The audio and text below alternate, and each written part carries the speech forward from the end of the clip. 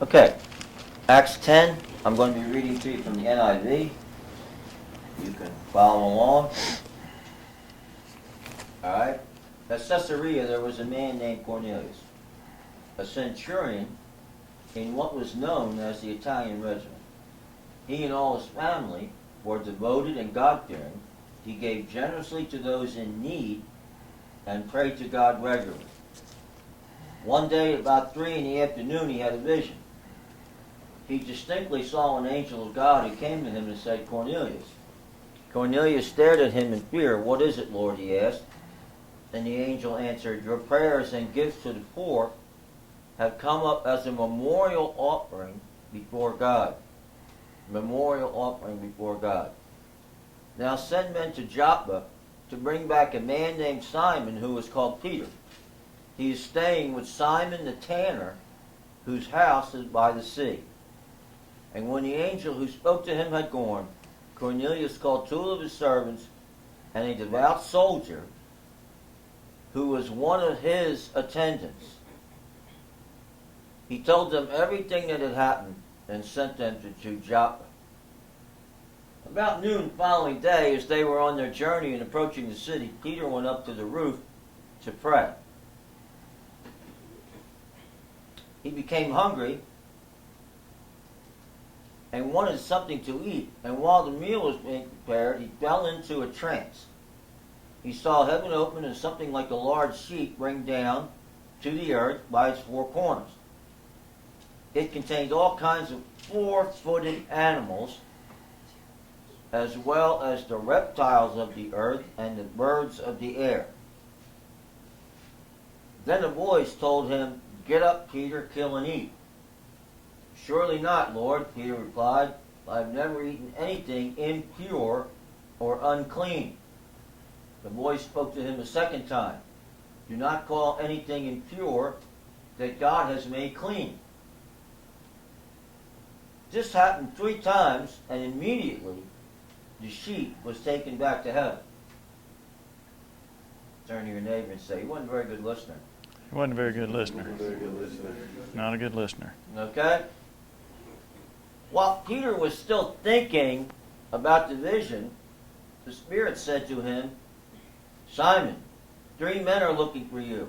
So get up and go downstairs. Do not hesitate to go with them, for I have sent them. Peter went down and said to the men, I'm the one you're looking for. Why have you come?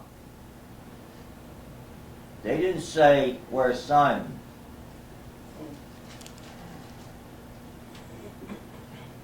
Interesting. You're paying attention to the order of things here? The men replied, we have come from Cornelius the centurion. He is a righteous and God-fearing man who is respected by all the Jewish people. A holy angel told him to have you come to his house so that he could hear what you have to say. Then Peter invited the men into the house to be his guests. The next 3 words of the end of verse 29 or 24. The next day. The next day. Psalm 139, please.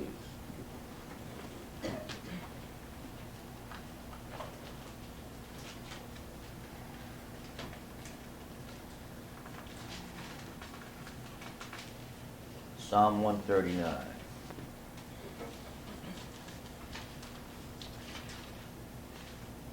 O Lord, you have searched me and you know me. You know when I sit down and when I rise up. You perceive my thoughts from afar. Afar. Must be from Alabama. Afar. Okay? Before a word is on my tongue, you know it completely, O Lord. You hem me in behind and before, and you have laid your hand upon me. Surely knowledge is too wonderful for me, too lofty for me to attain. Where can I go from your spirit? Where can I flee from your presence. If I go up to the heavens, you are there. If I make my bed in the depths, you are there. If I rise on the wings of the dawn, if I settle on the far side of the sea, even there your hand will guide me. Your right hand will hold me fast. In case you're not familiar with that, that's Jesus, what he's saying. Thy right hand, Jesus. Jesus will hold me fast. Alright? I've not lost any, Lord. Okay. If I say surely the darkness will hide me, and the light become night around me, even the darkness will be not dark to you. The night will shine like the day. For darkness is a light to you. For you have created my inmost being. You knit me together in my mother's womb. I praise you because I am fearfully and wonderfully made. Your works are wonderful. I know that full well. My frame, or my skeleton, was not hidden from you when I was made in the secret place. Secret place. He that dwelleth in the shall what? Abide under what? Okay. When I was woven together in the depths of the earth, your eyes saw my unformed body. All the days ordained for me were written in your book before one of them came to be. How precious to me are your thoughts, O God. How vast is the sum of them. Were I to count them, they would outnumber the grains of the sand. When I am awake, I am still with you. If only you would slay the wicked, O God, away from me and bloodthirsty men. They speak of you with evil intent. Your adversaries misuse your name. Do I not hate those who hate you, O Lord, and abhor those who rise up against you? I have nothing but hatred for them. I count them my enemies. Search me, O God, and know my heart. Test me. Now I like what the NIV here says. It says, and know my anxious thoughts. Anxious thoughts. See if there is any offensive way in me, and lead me in the way of the everlasting. Acts 10 and Psalm 139 are intrinsically tied together, because it's just a few chapters after Acts 10 you read where the Apostle Paul said he was going to restore the tabernacle of David in the latter days. David is the author of Psalm 139, so you see the progression of why he would restore the tabernacle of David. He would restore the tabernacle of God because David constantly was crying to the Lord, search me and know me, O God. Search me and know me, O God. Search me and know me, O God. See if there be some wicked way, not on me, but in me. Now, many of you think that your thoughts are on you. And they're not on you, they're in you. Your thoughts are not on you, they're in you. God gave you a mind. God gave you a wonderful, beautiful mind. When God created Adam, he was created without the need for the knowledge of good and evil. He was created, Adam was created without the need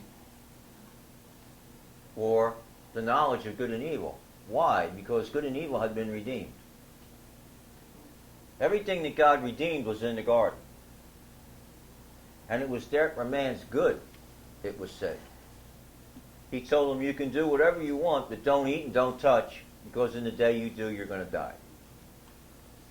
When you decide that you want to be like God and know what he knows, what happens to you? God goes, okay, but you leave His presence. Now that's important. You leave His presence. Not because of His choice, but because of your choice. Choice is the only determination as to what you value. Now some don't agree with that statement.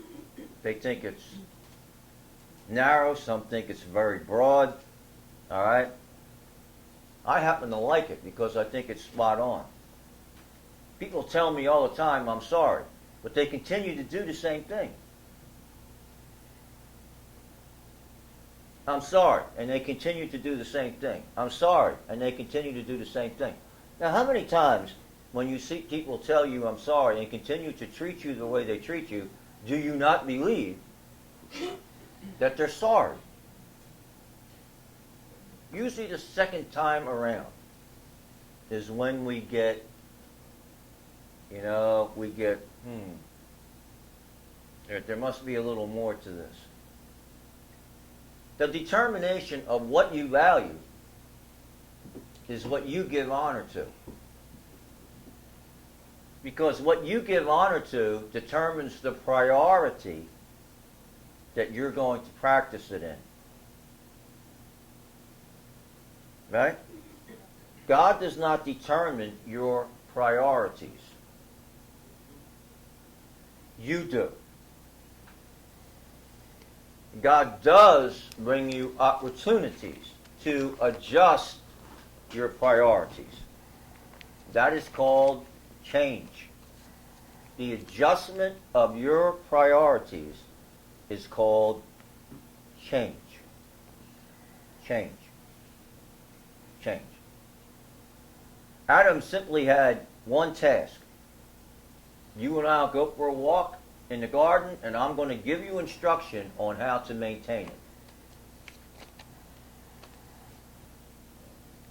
That has not changed since Adam. Keep your heart like a well-watered garden.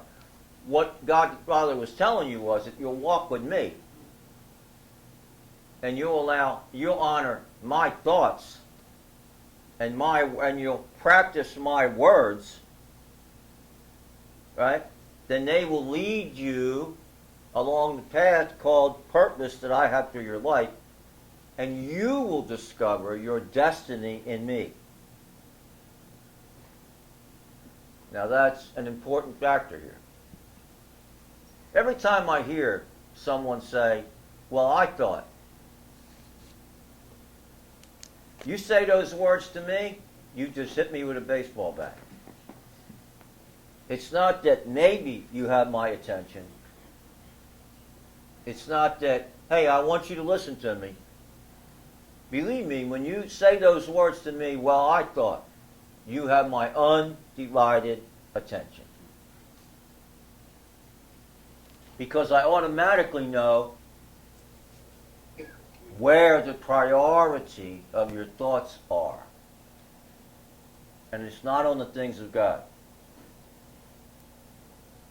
When your priority in your thought life is not on the things of God, the mind of Christ is dead in you. It's not that it's not there. It's just that you're not fellowshipping with it to keep it alive. Your thoughts keep your experiences in Him alive. I heard the word imagination today. All right, you can call it that. All right. It's the I am maturing you so that you can become a nation of royal priests. Yeah, imagination. All right. Okay. Basically what it is you aligning your alignment with Him. Your alignment with Him. It's interesting, the study of chiropractor is really interesting. When they can align your spine